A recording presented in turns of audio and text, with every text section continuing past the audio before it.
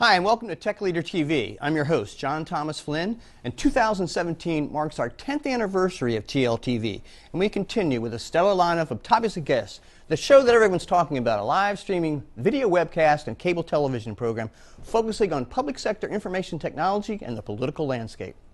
We come to you today courtesy of our sponsors, Unisys, LexisNexis, Dimension Data, Veeam, Comcast, Tanium, Kronos, and Gigaman. And finally, Flynn Associates, a California-certified small business enterprise and trusted advisors for strategic IT business development, marketing, and solution services. And thanks for watching. The Tech Leader TV website continues to set new audience records. We're reaching thousands of state IT decision makers and vendor partners who recorded 250,000 page views last month alone. We recorded 2 million views last year, and our goal is to double that again in 2017. And we have a very special guest today which will help us start doing that. Peter Liebert, Chief Information Security Officer for the state of California. However, as our longtime viewers of Tech Leader TV know, before I introduce my guest and we begin our conversation, I request your indulgence to allow me to pontificate on pressing issues of the day. And given our guest, the state's top security official, what could be more timely and topical than a discussion about the state of California's security status? In framing my remarks and the discussion of our guest today, it is timely, coincidental, even ironic. Sometimes I confuse all three. But it's timely to point out that exactly a year ago this week, the California Assembly Select Committee on Cybersecurity held a hearing notable for the sound and fury of the State Auditor Elaine Howe, a former guest of Tech Leader TV, by the way. State Auditor Howe shocked, I believe I can use that word, as she reported to the legislators that 95% of state departments were not in compliance with the state's own IT security standards. 95% of departments. And dozens of departments wouldn't be in compliance until 2018 or even 2020. Well, as you can imagine, her remarks are about as welcome as a fart in church, and gave the legislators serious ammunition as they pulled the knives out and pressed their questions on various state officials tasked with overseeing the security compliance in the state. Well, it wasn't a pretty picture. Well, we fast forward 1 year, and now we get a chance to hear what's changed. Because there's a new sheriff in town. He's our Tech Leader TV guest today. Should be interesting, huh? Well, as usual on Tech Leader TV, we're going to continue to do our best to keep the spotlight on the state's management of its annual multi-billion-dollar IT investment to keep government more efficient and effective and secure. And hopefully we'll have a little fun and keep your interest at the same time. Our motto is simple, as I like to say, California can always do better. Let's begin the journey now with our discussion on technology, politics, governments, and as I like to say, other unnatural acts. I'll be right back with our guests in just a moment, and we'll begin.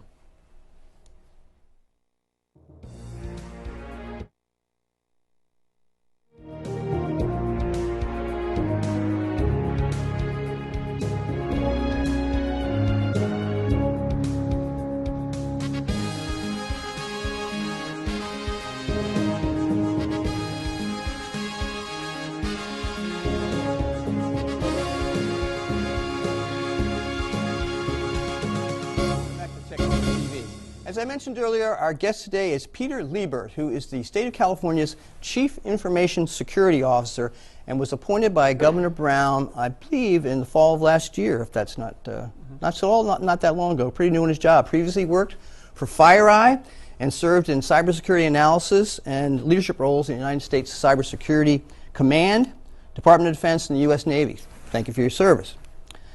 He earned a master's degree in my old stomping grounds at the Kennedy School at Harvard, and also a Master of Science in International Security from Cranfield University in England. Post nubis lux, I think, is the motto. Welcome to Tech Leader TV. Glad to have you here. Pleasure to be here. Thank you. You are the third or fourth state CISO to grace our stage, so to speak, and we're glad to have you. Yeah, glad to keep the streak going. And as I already mentioned when we had our little meeting before the show about how impressed we were with your credentials and how lucky the state of California is to have someone of your background and experience. Certainly could use it, I think. Interesting about Cranfield, it's a graduate technology program in England. So it's actually the long name is the Her Royal Majesty's Defense Academy, Cranfield. But it was an international security degree, so it was more on policy side. But what was really interesting about that degree was it was in the UK. And so I sat with part-time in the UK, I should say. and I sat with all the military officers, UK military officers, and just getting that perspective, the outside perspective of the U.S. military, coming from the U.S. military, was pretty unique. Yeah, I bet it was. You know, I actually took a junior abroad at the University of Vienna in Austria. Okay. And the reason I did that, of course, I wanted to be able to come back to California someday and speak to the governor of California in German with the Austrian dialect. Did you get a chance to do it? Or as President Obama would say, the Austrian language. Did you get a chance to do it? Yeah, I did. All right. Every time I saw him, I go, Grüß Gott, and of course he'd turn around, and I always got to say hello. But it was very coincidental for sure. You run the office of the state's primary authority for ensuring the protection of state information, confidentiality, integrity, and availability of state systems and application. It's a huge mandate. When I was CIO, we counted 3,000, I did an inventory, there's 3,000 computer systems. There's probably twice that now. And there's hundreds of thousands of PCs, servers, mobile devices, and all that. 250,000 or so very fickle users, as you know. And there's been a lot of shakeup in that organization over the last few months. I think it was vacant for half a year or more. Why in the world would you take this job? Yeah, amazingly, that's a question I get a lot. I think, you know, first off, it's a fantastic opportunity. Where I was looking at CISO roles, you know, and to have the typical, you know, offers from private sector, and a lot of them were interesting. I think the more complex and more difficult the job, the more enticing it is to me. I cut my teeth when I got out of the military over in the West Bank, working the Middle East peace process, and you know, helping the Palestinians develop a national logistics system, which had IT components and things like that in it. That sounds real safe. Yeah, it was actually it was safer than you would expect. And I loved it. I absolutely loved it. Super complex environment. You want to talk about political environments that are interesting. Did you actually live in that area? I did. Well, was it Gaza Strip? I lived in Jerusalem. Okay. And but worked on the Palestinian side, and I worked in West Bank. Yeah.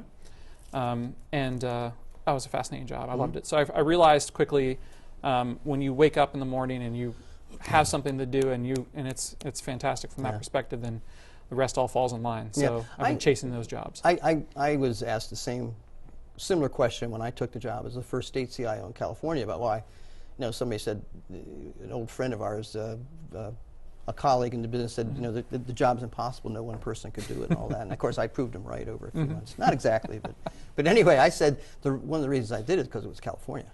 I said I ain't going to Maine to be CIO, but I'll come to California.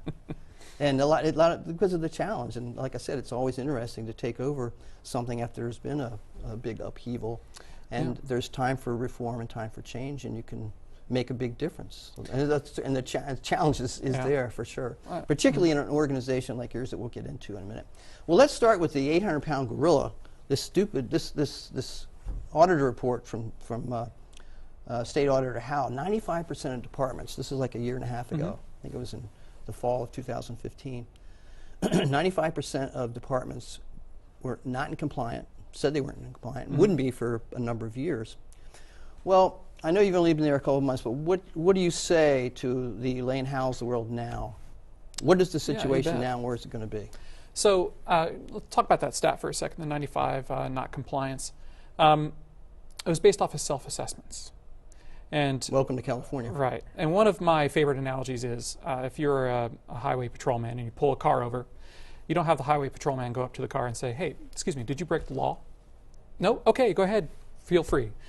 Self-assessments are only as good as the individual group or organization that are filling it out. But unfortunately, they're usually opposite of the correct the thread that came out of those reports. Absolutely. So the program, the way we're looking at structuring the program after that audit came out, and actually I think the audit had fantastic recommendations in there, and I'm pretty sure we've taken every single one of those and run with it. There are a couple key things that we wanted to put in place. First, we from an oversight capacity, we wanted to make sure that we had another double check, and so we put together an audit program where we have auditors, state auditors, will go out to the sites where the department agency is, and they'll review all the policy that they have. They review the entire environment, and it's trust but verify. Have you been able to staff up? I think you've got a dozen positions for that. Have you been able to staff that up? We just hired some more folks recently on that, and as we're making a lot of program revisions to it right now. When I got on the scene, I noticed there were some things we could do to change it, make it more streamlined, better use of time, more efficient. And we're actually rolling that out in July. And then based on how that goes and capturing metrics of how much time it takes now to do an audit, we'll take a look to see what the staffing picture looks like after that. Well, that's real interesting. And of course, we're going to talk at the other horn on the bull there. The Cal OES has the assessors, I believe. They're doing assessments. Assessments, that's correct. Before we get into that, though, what are some of the more interesting things you've discovered during these early audits? You don't have to name names, but of course we'd love to hear them. But be interesting in just some of the examples of some of the things you're finding. Definitely won't be able to give names. Good and bad. Good and bad. So there are a lot of common threads, right, that we're seeing. There is, and it's typical, and we've seen a lot on the federal side as well. You have a lot of legacy systems. You have some systems that haven't been patched for a while. Just because they're so fragile, it's difficult to patch.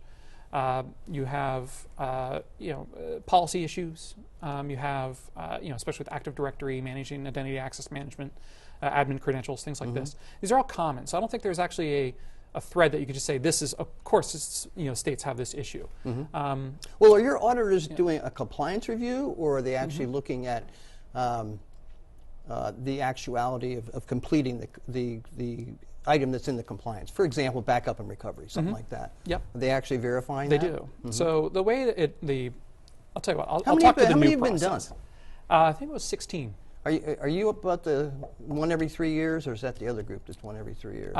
So the audit. So there's a lot of confusion on audit and assessment. I know that's why we have this show. It's a public service. So how about I take from a top level and talk about how these all kind of fit together, okay, and then I can talk to each individual program. Okay.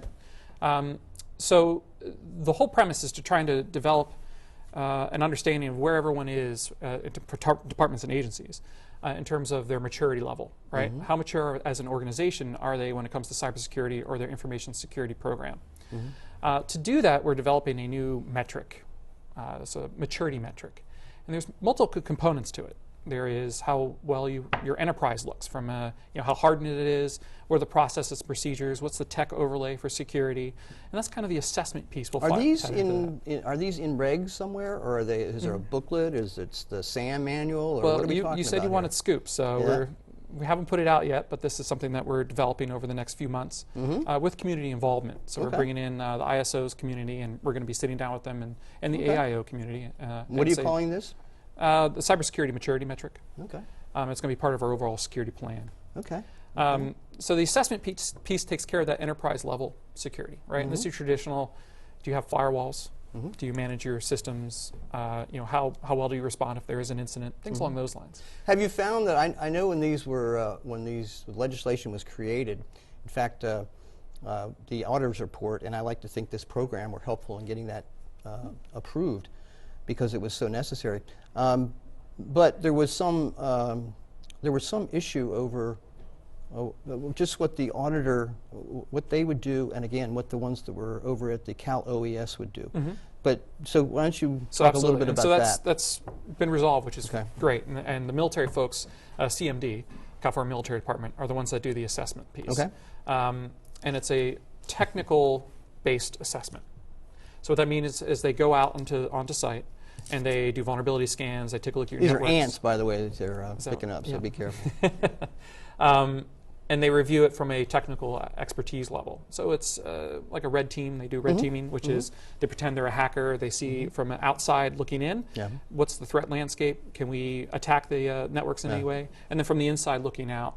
On that point that I was trying to make before, there was some discussion about whether these would be a budget for contracting or there would be full-time employees in the organization. Obviously, the contractor being something that could be ramped up fairly quickly, as opposed to how difficult it is to hire in state government, not to mention to hire security people in state government. Is that a challenge, I would assume? Personnel will always be a challenge. I think the last go-around from DHS, the numbers were about 400 to 500,000 jobs currently that are vacant, that are cybersecurity related. So and we have to compete with the private sector for that.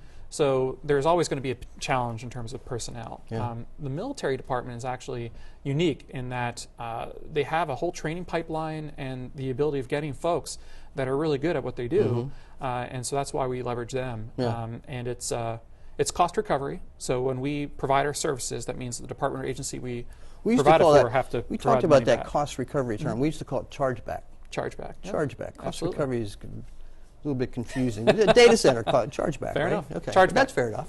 And all the services that we provide through our group, I say by and large, that are customer facing are all chargeback, if you will. Okay. And so the assessment piece is the technical component, and that goes into that maturity metric. Okay. Now there's a governance, risk, and policy component as well for maturity, right? There's no point in having your firewall, out and on your egress points if you're not managing it from a policy perspective, and your folks are just running rampant within your organization. Right. So the GRC, or governance, risk, and compliance, is where the auditors come in. And so once every 3 years, the auditors will go on site and they review your entire comprehensive information security program. And what they review Once it every against... 3 years. Once every 3 The years. assessors now. The auditors. The auditors. Right. Okay. I know. Holy cow. Assessment. Need a flow chart here, folks. Yep. Assessment is the military folks. Yep. Those do the technical piece. The auditors do the GRC, or governance, risk, and compliance piece. So any good, there's got to be some good stories coming out of those audits. Absolutely, and actually a lot of the initiatives that we're rolling out in July, which I can talk to, are filling the gaps from what we're seeing from those audits initially, and from the community input, and from the CSA auditing responses as well. Okay. So when the auditors go out, they've found initially that it was a bit unfair. Right? They audit to the SAM, which is the State Administrative Manual. The 5300 series is specifically the cyber baseline, if you will. Most of that is, I'm going to throw out a lot of acronyms, so tell me. The cyber baseline. I know. I'm going to use that from now on. So tell me if you need me to, We'll borrow give it. you. So NIST puts out the 853, which is the federal recommended cybersecurity baseline. And that's the standard. What is it? It's a national. So it's a risk management framework, as well as NIST. I mean, what does it stand for? National Institute of Standards and Technology, and that comes from the federal side. And they it's a great methodology. Yep. And the SAM, our baseline for what California puts out, which is our policy, almost, I would say, largely maps directly to the NIST 853. In fact, when you first open up the SAM, it says, for baseline C, NIST 853. Now, there's additional caveats. There's some other things that we put in there. Okay. But that's what we audit to, and the audit is every 3 years. So that's the policy piece. Okay. So what we found when we started that program, and it was a pilot program this last year, and when they started it, they would go on site with the auditor, or the auditors would go on site with the department and agency, and they would show up, and they would, some of these information security officers who they were auditing, they're like, "Show me the plan. What do you have for your information security plan?" Right. I'm like, well, this is new. I know it's in the 5300, which is the SAM, but we have a variety of different things. There's no standardization, and it was kind of all over the map. Yep. And I would expect that. There was never any training. We've never trained or empowered the ISOs to understand how to build that program. From the federal side, when you sit down and you're talking about your networks, you'll sit down in your class and they'll give you a binder. This is your information security program template. You fill this out, and this is what we see. When we come, we audit to that. So we're taking that exact type of methodology and bringing it over. Sounds good. And we're going to be training to the standard now. I want to get back to that CIO-CISO relationship in a second, but one of the other things that came up during that hearing was the issue of the budget and how much the state spends on certain things. It's always been a challenge, as we discussed. The state of California is working with a. You'll enjoy this. You remember Cap Weinberger, of course, was Ronald Reagan's. Ran the Department of Finance here for Governor Reagan before he went to the White House, and then had the Pentagon and Health and Human Services, a couple other jobs. But he is the person that was behind CalSTARS, which is the current financial system. So when he was at Department of Finance back in early mid-60s, that's how old that system is. Kidding. Wow. Now being replaced by Fiscal, that we hear so much about, and hopefully will welcome with open arms. But the idea of understanding how much, because folks were getting blasted for not knowing what their budget was and how much. And you can go to the federal government, like you said, and you can go right in there and see how much their budget is, and it's broken down by project manager, like you're talking about. It's very laid out. Even cybersecurity, $18 billion on cybersecurity, which is probably a soft number, of course, but still, what is the state of California doing about that? How much money are we spending on security? That's a great question. So it's not something that was really tracked very well for a long time. Just recently, there was some legislation that was passed where they are requiring now for departments and agencies to track IT security spending. And it So they're going to break it out? Absolutely. And it starts this July is when we're starting to do the actual tracking. Okay. Now, for this current fiscal year, we're doing a broader category, such as like your security consulting services, your network services, things like that. So it's more of a broader piece. Right. It's actually called the IT compliant cost report, I think. IT cost report. So they're going to have a cybersecurity section of that now. Well, that's good. That's good to have. So hopefully in a year, if you ask that question, I can say, you know what, this is what it is. Yeah. So. Well, just as a warning, I actually did a Freedom of Information request on the IT cost reports a year or two ago, and it was very spotty. Very spotty. Compliance was very low. I mean, it was around 48%, I think. So interesting, eh? But there's a new sheriff in town, right? Yeah. We'll have to address that when we get to it. Yeah, of course. Well, as I say, out of chaos comes order, and hopefully bringing some order to this, it's greatly needed and appreciated, I think. A lot of folks are really, obviously nobody wants to have a breach. And in fact, I was looking at some of the AG's office that 49 million records of Californians were involved in breaches last year. 49 million Californians. Records, and of that, so it came out that that's nearly 3 in 5 Californians were victim of a data breach in 2015 alone. Yeah, obviously, crazy. That's government. 90% of this was private sector stuff, but there were a few government agencies in there, so it's a huge problem. And I know we heard you talking about it earlier with the things that are going now with ransomware and things like that. Can we ever keep up with all this?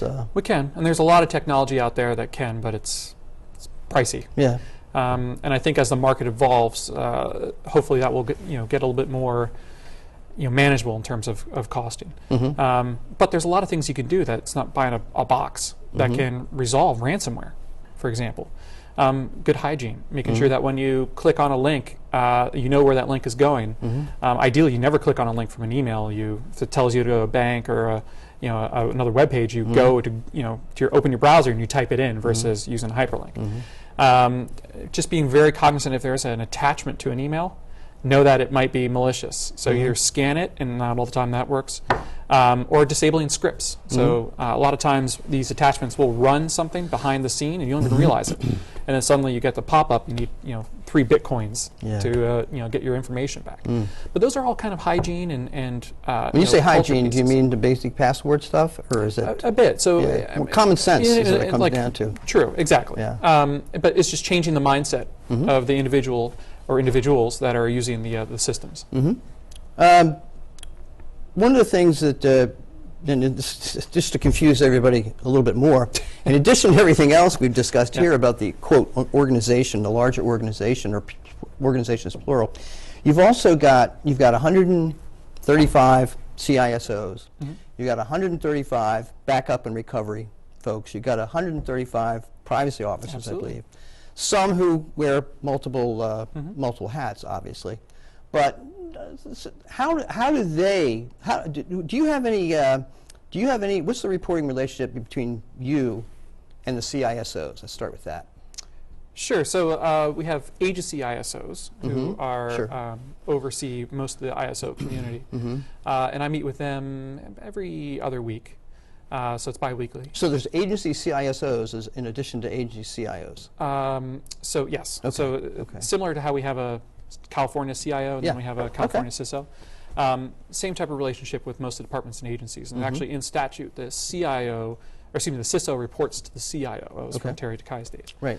And so all the departments and agencies are required to have that. And the only time you wouldn't see that is if the department or agency is so small and all their networks are hosted in another environment where that security and governance trickles down to them, if you will. So you can have kind of like multiple departments within an agency. But do you have any overall responsibility in terms of evaluations or performance reports or anything like that over the CIO? No, from personnel-wise, no. Okay. It's a dotted line, if you will. Okay. As better than nothing. What's that? Better than That's nothing. True. But that's my cadre to make sure that we're moving along the track to get more mature. Right. Because they're the implementers. Yeah. Right. I put out the policy, I put out the guidelines, and they're the ones that go out and have to abide by it. Right. And when I was CIO, in Massachusetts, arguably I was the first state CIO in the country. There was Michigan and Florida, but Massachusetts was one of the first to create the position and appoint me. And I'm seeing the same thing with CISOs. It's probably, you know, I don't know, 10 years now, maybe, of CISOs at the government level. And it seems to me that this reminds me of when the CIOs first got their job. Well, we're not going to give you any operations, you're just policy. And so here's your 12 people, go to work overseeing this $6 billion budget and stuff like that. It makes your job, you know, you've got all this responsibility and accountability, but sometimes it's difficult to have the authority that you need to get things done. And I think, and I said that's true. And one of the ways you address that is you become very, you know, the face of security in that organization for the chief executive officer, et cetera, et cetera. You have that power behind the throne, or I should say that throne behind your power, if you will, that enables you to get things done. And you mentioned about budget, and I've always, if you go to NASCIO, the State CIO Association, and do a survey every year, security has always been number one the last several years. Number two is consolidation, other good stuff. But everybody complains there's not money for security. And I always said, well, if you've got a budget and you're spending money on other things, why not reallocate that to security? Because, you know, this is career is over stuff, you know. And I'm wondering, is that, who are some of the folks, I know you mentioned legislation, I think it's, actually Linda sent it to me, it's 2623, that has those cost reports and all that. Who are some of your executive champions, at least from the legislature, that are really interested in this stuff? So that's a very good question. And actually, it goes back to your first question, why am I here? The job's complex, which is great, and it's a challenge. What really interested me about this job was that California is in a very unique situation where you have legislators, leadership in CDT, as well as government operations. Pretty much everyone from the governor on down are now very focused on doing the right thing in cybersecurity, and that allows for us to make all these different changes and program initiatives happen. And that is really unique. And I think I would not have taken the job unless I had champions all throughout the leadership chain. And the focus that I get from them has been fantastic. And so it's a critical piece to the puzzle of trying to get us on the right path. Yeah, because like I said, I mean, you've got to compromise in somewhat these other resources to do your bidding. In fact, back when I had such a small staff, whenever, and of course I didn't have any dearth of vendors that wanted to come in and meet with me, of course. And I enlisted as many as I could as spies for me. I really did. Because they knew more about what was going on than I did. Of course they are. They shall remain nameless. But in essence, you were trying to use every resource you can because you didn't have that. You didn't have the resources in-house to do it. Now that changed when Terry Takai came because she only took the job if they consolidated the data centers and all that.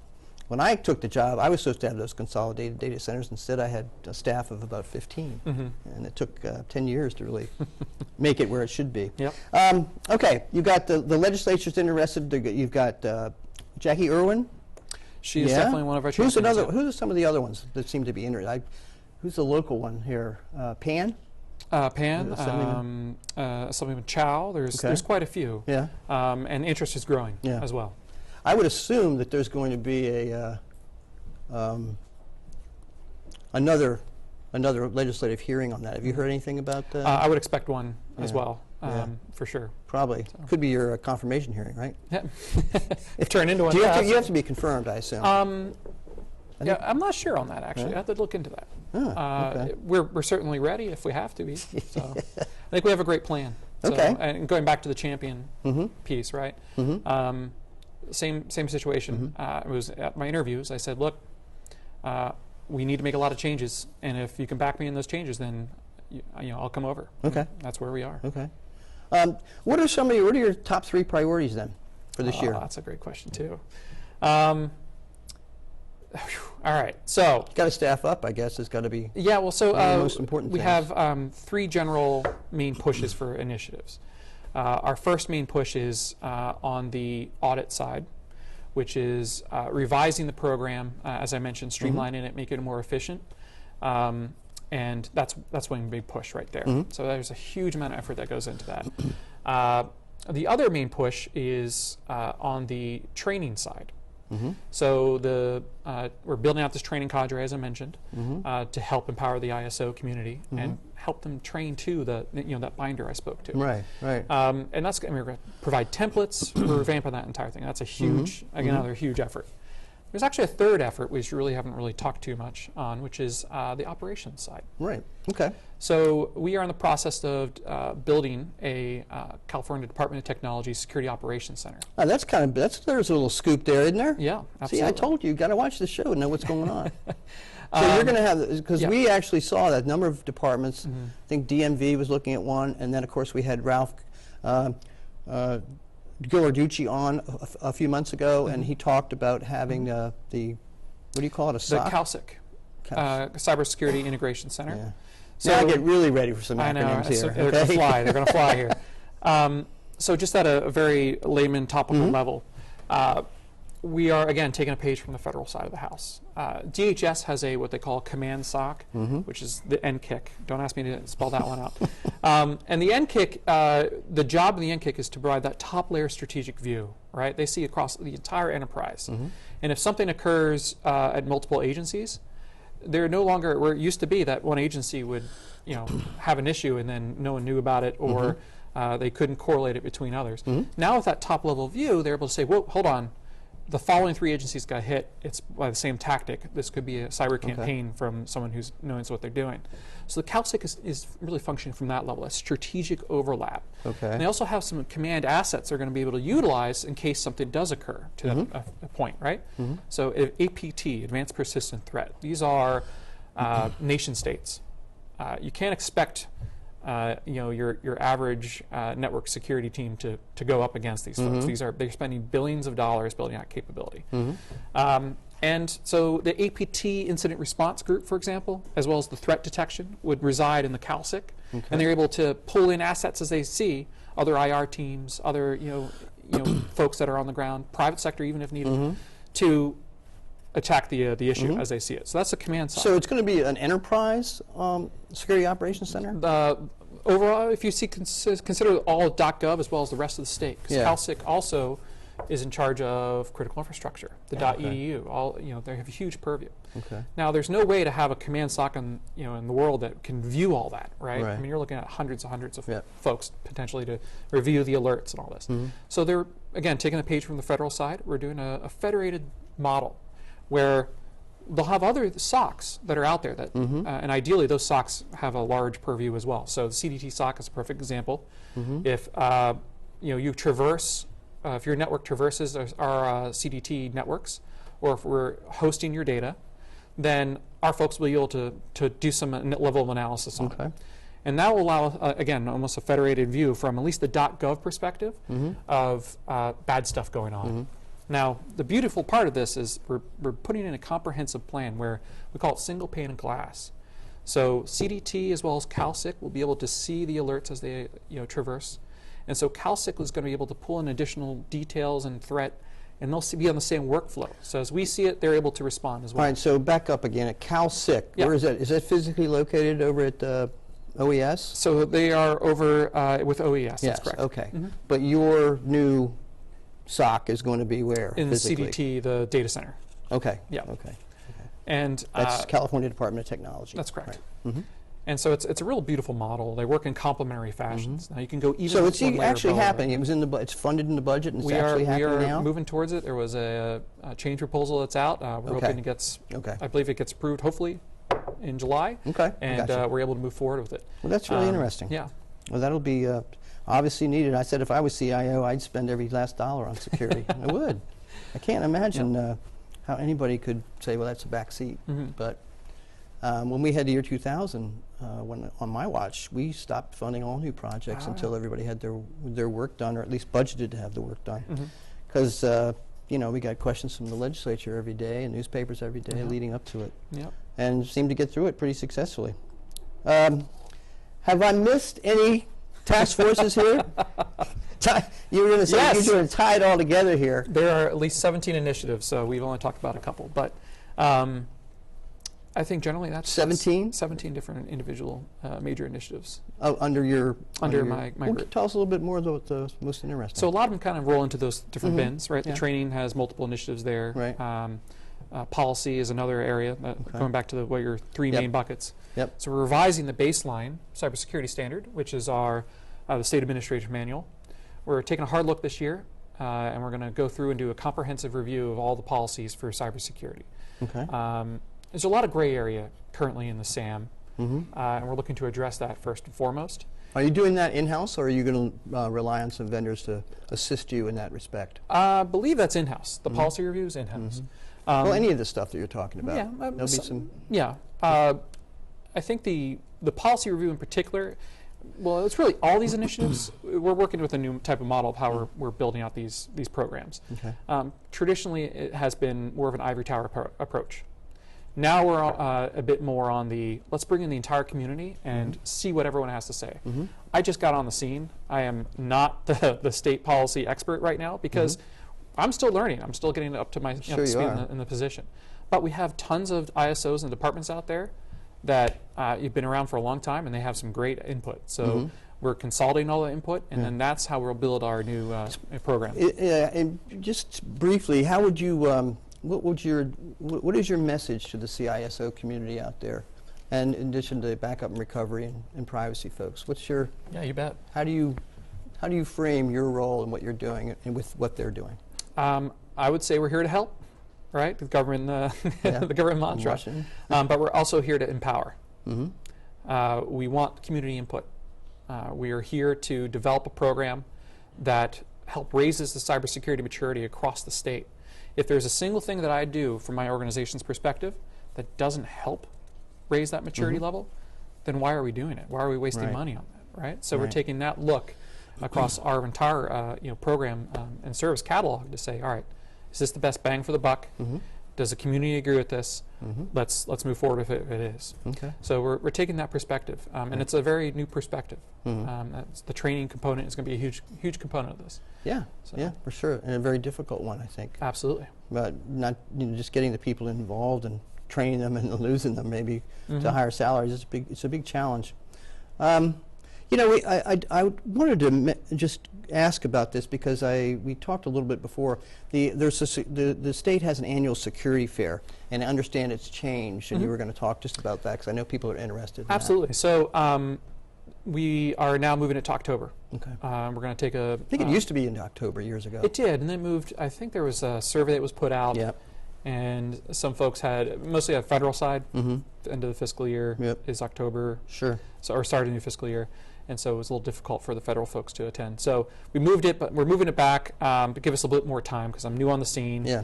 And I really want to make it a really, really great conference. So we have a dedicated team working on it. Good. And it should be great. So look forward to that in October, please. Okay. Okay.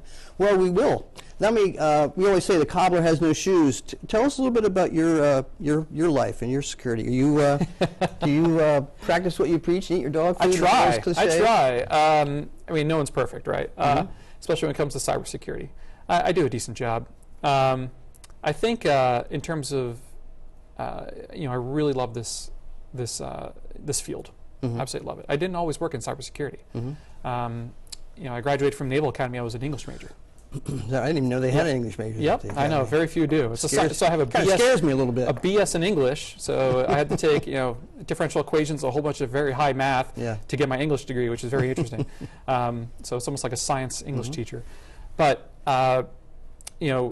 coming out and working in the fleet as a naval officer was fantastic. And they really let me run with a lot of the different initiatives. When I was working on an aircraft carrier, I was able to really pilot and build out the first electronic receipt processing system for the Navy. We got rid of massive amounts of storeroom filing cabinets just by getting a scanning system in, right? I mean, it makes sense. But trying to change the policy across Navy was very interesting and really challenging, but they really helped out with that.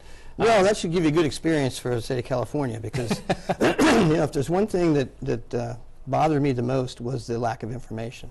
Not necessarily transparency, it just wasn't available for one reason or another.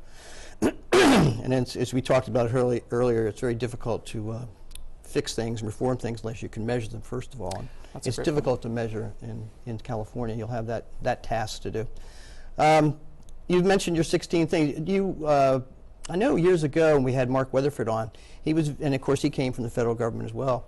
He was very interested in federal grants, but I haven't heard any federal grants for the security for the state in a while. Are you? That must be something that would be right up your alley. Well, it's a toss-up right now on what's going to come out from the new administration. So I think we're in a bit of a holding pattern. But for sure, we're going to take a look at grant programs. Cal OES also looks at grant programs, and I think we'll probably take a comprehensive whole government approach for that, as in the state government, to see which ones make sense to approach it from that angle. Speaking of Cal OES, how's the relationship? Because there was some discussion a year or more about reorganizing security and all that, but it seems to have petered out a bit. How's that going? I think it's been fantastic. I actually work out of the CalSIC, which is the Cal OES Cybersecurity Integration Center. I work out of there every Monday. Okay. So how many offices do you have then? I have 3 offices. I do a lot of hoteling. Yeah. But no, it's been fantastic. We call it the 4 Amigos. Okay. So there's the California Military Department, California Department of Technology, and then the California Highway Patrol, and then Cal OES. And this is the group that really is the core group for the CalSIC. And gosh, we meet multiple times a week. We get along, and we're still working on a lot of these different, how the SOCs are going to work together. What are the roles and responsibilities? What are the thresholds for reporting? All this fun stuff we're working actively on.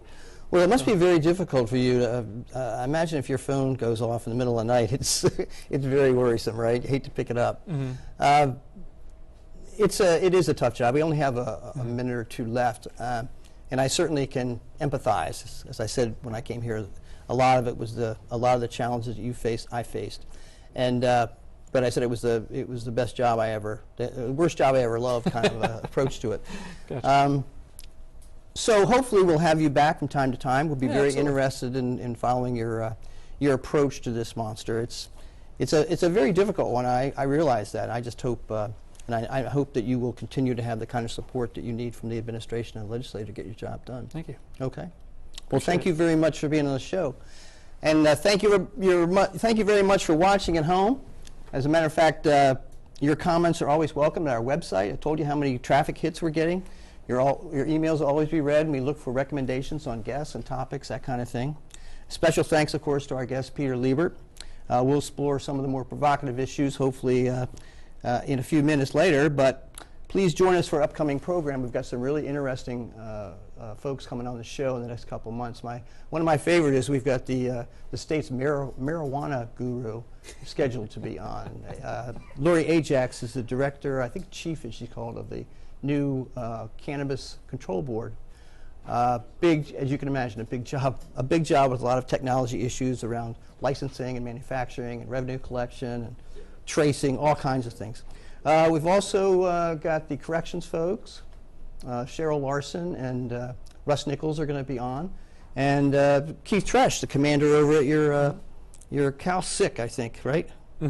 I think we're talking about having a show over there and bringing our folks with us over. So don't forget to catch us live on TV. Check your local cable station for the actual listing, and we'll see you next time. Thanks a lot. All right, that was.